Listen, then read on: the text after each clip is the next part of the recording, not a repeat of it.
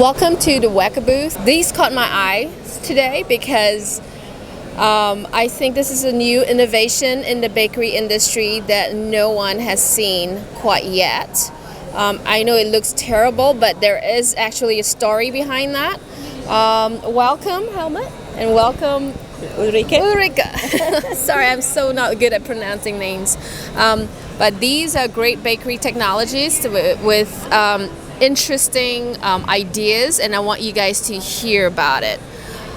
Helmut, please tell me more about cyclodextrins, because we don't hear too much about that. Okay. Yeah, let me start what cyclodextrins are. Cyclodextrins are ring-shaped sugar molecules enzymatically made out of cornstarch. They look like a donut, and the donut is a ring, and in the middle there is a hole. This hole in the cyclodextrins are hydrophobic. That means oil-based products, also fatty products, can be put into this donut hole. If I take now... Show that. If you see, this is the little donut form conus with cyclodextrin. And what we have here as a Y is a characterization of a fatty acids. Fatty acids have three different, fat has three different fatty acids. This donut hole is so small that only one of the fatty acids can actually go into that. Now you have a formulation where one part of it is a sugar, means it's hydrophilic, it has a hydrophilic head, and the other two fatty acids stick outside, which are a hydrophobic tail. And a hydrophilic head and a hydrophobic tail is nothing else than an emulsifier.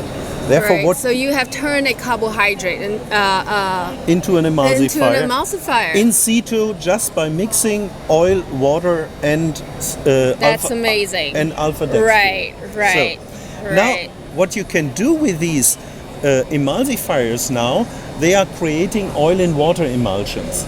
Therefore, by changing the amount of alpha-dextrin and the oil, you can create oil and water emulsions of every kind of viscosity, from low type dressing products to mayonnaise products to very hard products in there. Wow.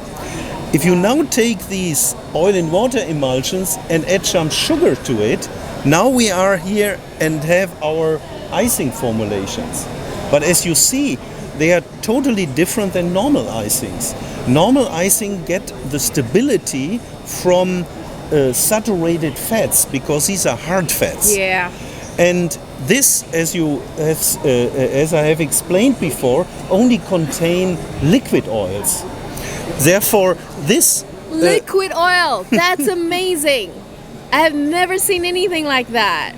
Look at that. That's liquid oil. And it's been sitting in what temperature? And this is sitting at 130 F since 4 hours. Therefore, nothing is happening here because nothing can melt. Cyclodextrins. Get it today. Not kidding. This is just amazing. Yes. I've never seen anything like that before. Yes. It's really amazing, especially if you compare it now into the commercial samples which are using saturated fats. They are melting at this temperature. Look.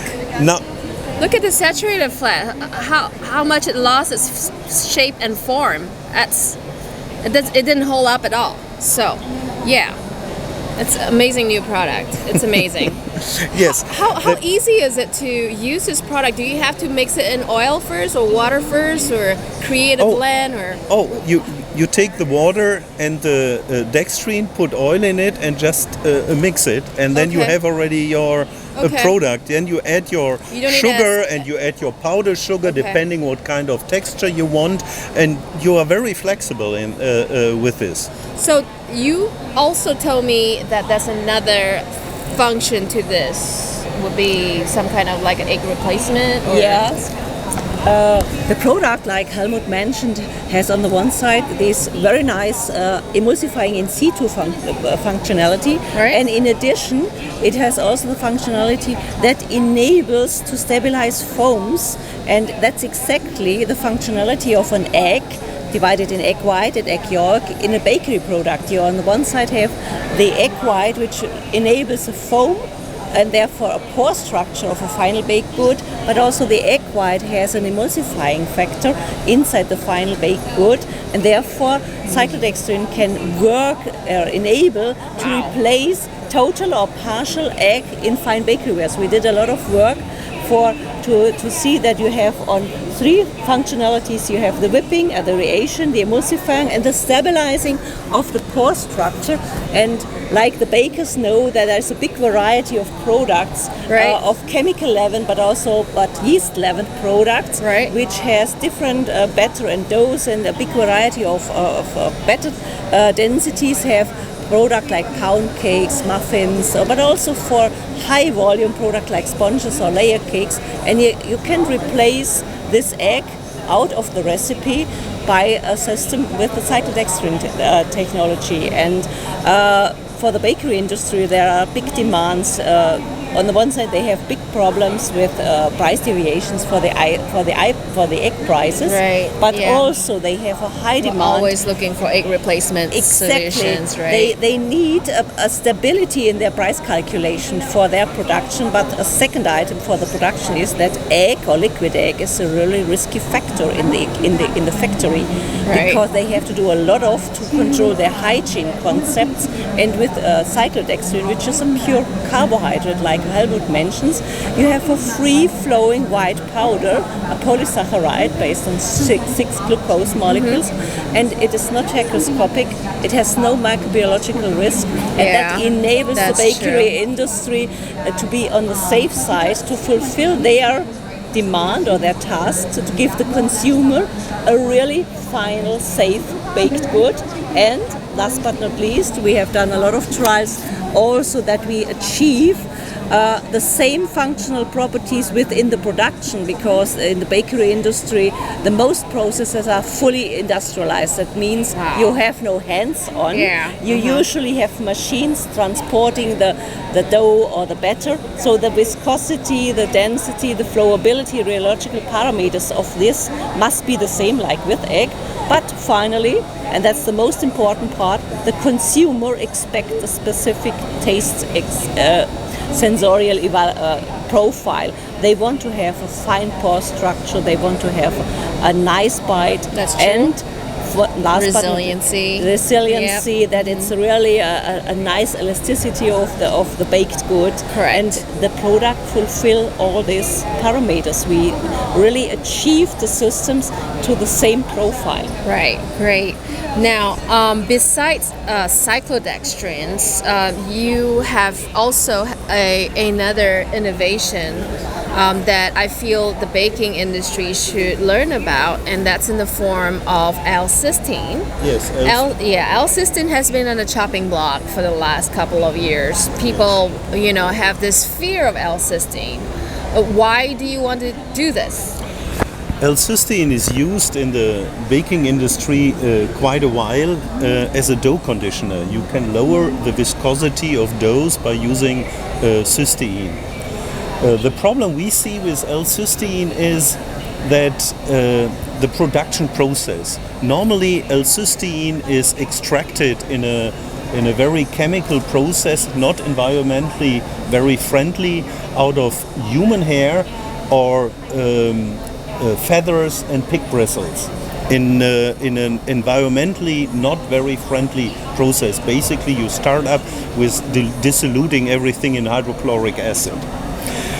What we have done as Wacker, as an innovative company, we have come up with a fermentation process using basically glucose as a source, and then produce via fermentation the cysteine, which then means you have a consistent quality, and also you have a reliability on prices. The prices in the cysteine market, if you look at over the years, were fluctuating up and down. And of course for the food industry, you have a cysteine which is environmentally friendly and not human derived.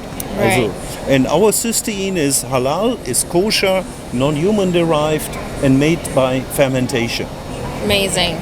So in Europe, in addition, that's in the meantime forbidden to use cysteine based on animal or human resources, because the European authorities say it's ethical, not correct to use human material again to reuse it as a food intake. I mean, that's logical. Yes. People shouldn't be doing that in the first place. Yes, and that's the reason why an animal or a human resource-based cysteine is in the meantime prohibited in Europe. That's one of the steps to really prevent the consumer to eat their own hairs, even if it's from a none of that other person. So well, thank you for inviting me here and showing me that all your technology. I appreciate it.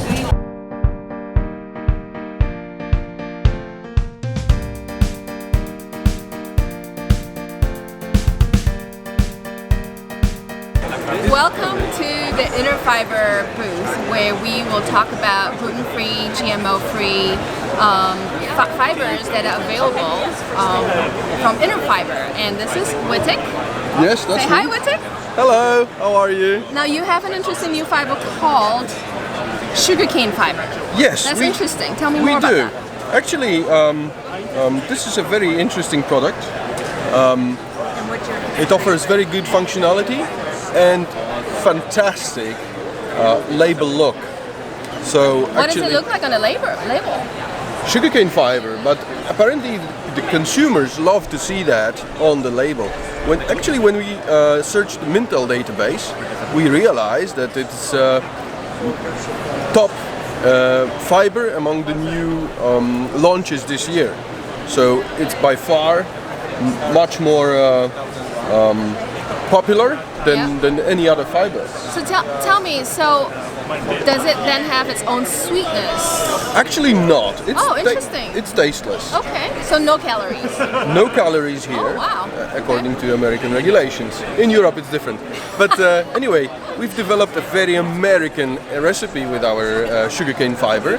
Actually, it's pancakes. Would you believe that using our sugarcane fiber properly on a pancake, we can achieve up to 60% volume?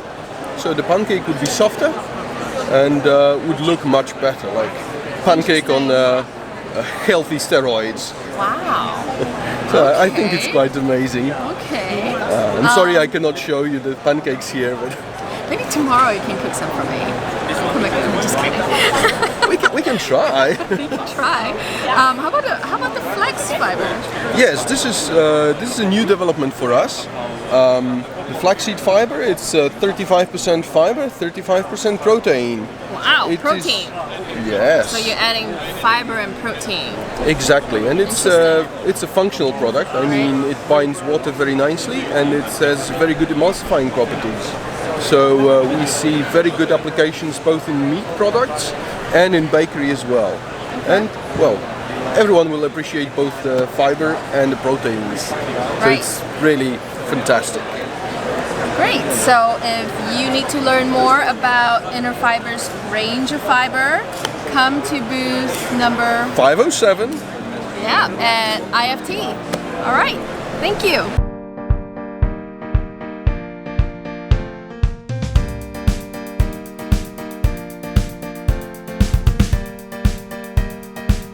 Welcome to the Sarandas booth. We are live here at IFT, and I have Amy here talking about. Let's talk about Saranda's mission. Sure. What's so special about Saranda's mission? For Saranda, we're really a company that cares about where our ingredients come from. So it's really not only sourcing quality products, but also making sure that it's fair for the farmers. So Saranda is really a folk dance in Brazil, which is based off of, and it's really a circle, a partnership, so that it's good for the farmer, good for the customer, good for employees, everyone that we're connected with, that it is fair for all. Now, your product line focuses on organic. So the products that we have are organic, non-GMO, fair trade ingredients, and we do have other additional certifications. So when a customer is purchasing from us, they can have integrity with their brand, because they will know that we are also verifying that the quality is there. We're handling all of the logistics, so that that their brand is also protected. Our brand is protected and their brand is protected. Awesome. Now you have a new innovation on bananas. Yes, well, we Can actually you tell have us more about that? We actually have lots of new products, so we're excited to share with you, and which is also featured in the new product showcase here at IFT, the pea flour and organic pea protein. So those are two brand new products. Yeah. What's That's amazing. kind of fun about Yeah. it is they are ingredients that are not only plant-based, functional, plant-based protein that also offers the functionality, but then also too it makes it's good for the soil. So basically, with the peas that are grown, which are actually an heirloom pea, it's a brown pea, but also called a gray pea. And so it's actually sourced from the Baltic Sea area, and with the crop rotation that is on that farm, it actually builds the nitrogen back into the soil. And so not only is it a nutritious source of protein for us, but it's also good for the land. Right. And When you do your crop rotation, this is, you use less fertilizers. Yeah. Exactly. Yeah. So it's all about having that sustainable organic farming system. So kind of on that same land, there's also rotation of like red clover and fava beans. And in addition to that, there are potatoes that are being grown there, which then it's turned into our Saranda potato starch.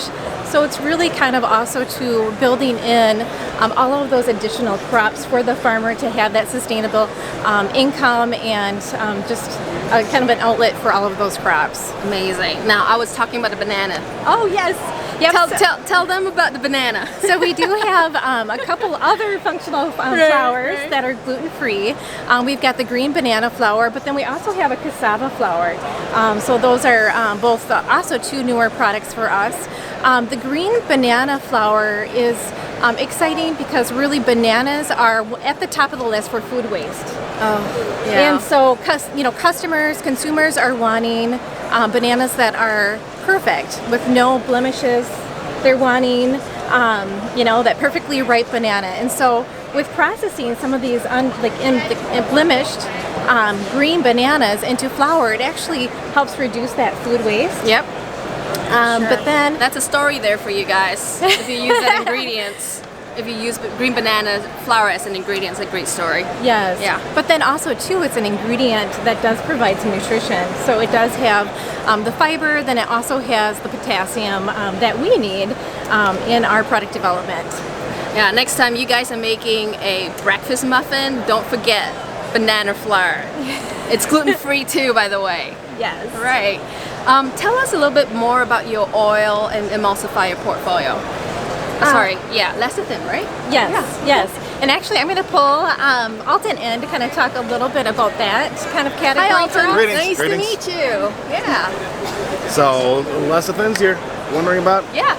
We've yes. We've got several different lecithins, some powdered, some liquid, based on soybeans, sunflower, and some from canola, which I think is That's new. That's new. We're trying to we're trying to get that. I think it has the potential of being one of the best lecithins in the line. It's been slow to start, but it's got none of the problems that soy have with being an allergen. Right. But the functionality is better than Sunflower? the sunflower, just Really? because the functionality with sunflower can be a little problematic. It's a little waxier. Yes. So I mean, the sunflower HLB is the HLB higher. the HLB really doesn't vary much between between all of them. They're very similar, but there's a little higher toluene and solubles in sunflower, which means you can have a little bit of sediment. Right. A dark sediment, which is basically wax. Oh, okay. Great. So, if you guys need canola emulsifier lecithin, you gotta check them out. Okay. Anything else? No, I don't think so. All right. So. Well, I will say that all of those, well, except for the canola. The canola is only available as non-organic, but The rest are available as either organic or non-GMO conventional. Great. So thanks for joining us today, and we'll see you soon.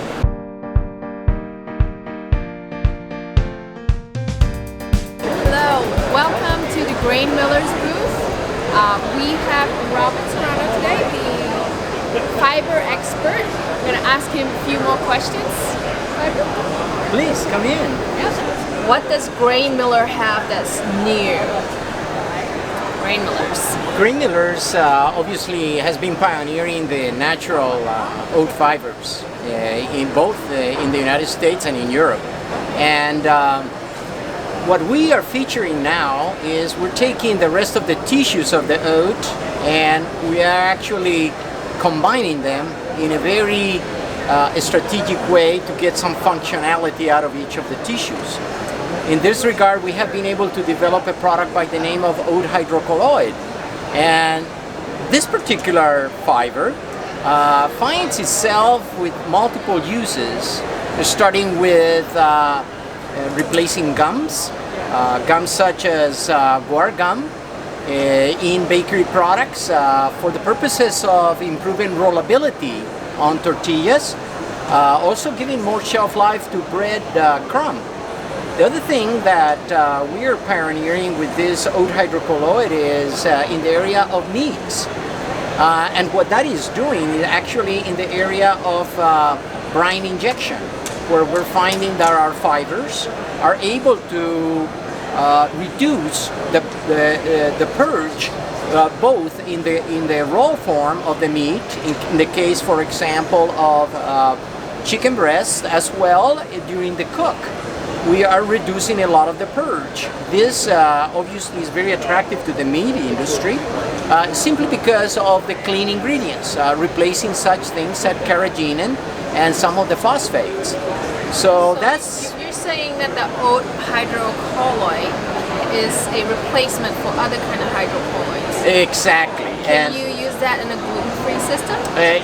We can, and obviously we need to have that is specified in our product specifications, but yes, we can do that. Very good. And how is that different from just say oat hull fiber? Like I mentioned earlier, in the oat hull fiber, we're limiting the fiber conversion to the hull. Now we're introducing the other tissues of the oat, such as the bran, and also the components of the bran, which typically we have a high level of beta-glucans, and so that makes it into a hydrocolloid or gum arena. So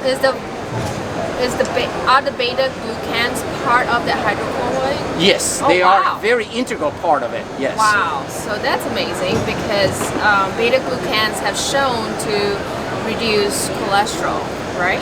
Correct. We don't know if this is going to be something that we can claim as having a more nutritious meat per se. Right. But what we do know is that it will hold water and reducing the purge, which is very attractive to the meat industry to sustain both moistness on the finished product and reduce loss of yield.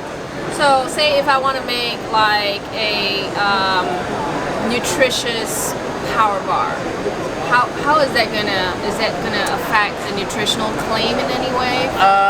Not to a significant way, but what we do see is that it will give a reduction in the staleness of the piece and will reduce the dehydration rate. Okay, neat. What other innovations do you have? Because I've heard you have a special fiber that doesn't affect dough rheology when you apply it into bread products. Well, what we have been actually modifying a lot is the granulation of the fiber, this fiber being insoluble, and as such we've been reducing the particle size in the close to the 5 micron size, where we find that the dough rheology is not impacted negatively, affecting the bubble creation during the, yes. So no bigger than 5 microns? Exactly. we're kind of averaging around there. It's actually fluctuates in between 5 and 20 microns is what we're seeing it that we get good good volume out of the loaf.